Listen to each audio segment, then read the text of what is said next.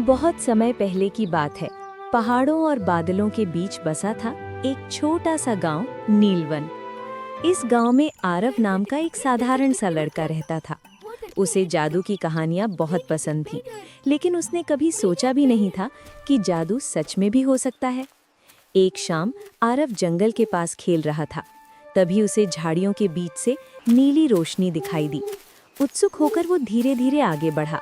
वहाँ एक छोटा सा चमकता हुआ पत्थर पड़ा था, जो दिल की धड़कन की तरह हल्का हल्का चमक रहा था। जैसे ही आरव ने पत्थर उठाया, हवा तेज चलने लगी। अचानक एक मधुर आवाज गूंजी, डरो मत आरव, तुम चुने गए हो। आरव घबरा गया, लेकिन उसने साहस जुटाया। कौन हो तुम? उसने पूछा। आवाज बोली, मैं इस पत्थर की आत्मा हूँ। ये जादुई पत्थर केवल उसी को शक्ति देता है जिसका दिल सच्चा हो। तुम्हारे पास 3 इच्छाएं हैं, लेकिन याद रखना, हर इच्छा का असर पूरे संसार पर पड़ेगा। आरव सोच में पड़ गया।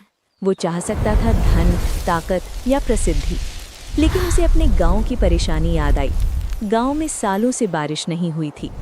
उसने पहली इच्छा मांगी, मेरे गांव में फिर से हरियाली लौट आए। पत्थर तेजी से चमका। अगले ही पल आसमान में बादल छा गए और झमाझम बारिश होने लगी। सूखे खेत हरे हो गए।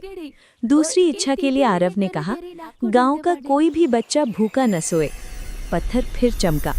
उस दिन से नीलवन में कभी किसी बच्चे ने भूख महसूस नहीं की। अब तीसरी और आखिरी इच्छा बची थी। आवाज बोली, अब अपने लिए कुछ मांगो। आरव मुस्कुराया और बोला, मैं चाहता हूँ कि ये जादुई पत्थर हमेशा लोगों की भलाई के लिए काम करे, मेरे बिना भी। पत्थर एक तेज रोशनी में बदल गया और आसमान में घुल गया। हवा शांत हो गई। अगली सुबह सब कुछ सामान्य था, लेकिन नीलवन अब खुशहाल था।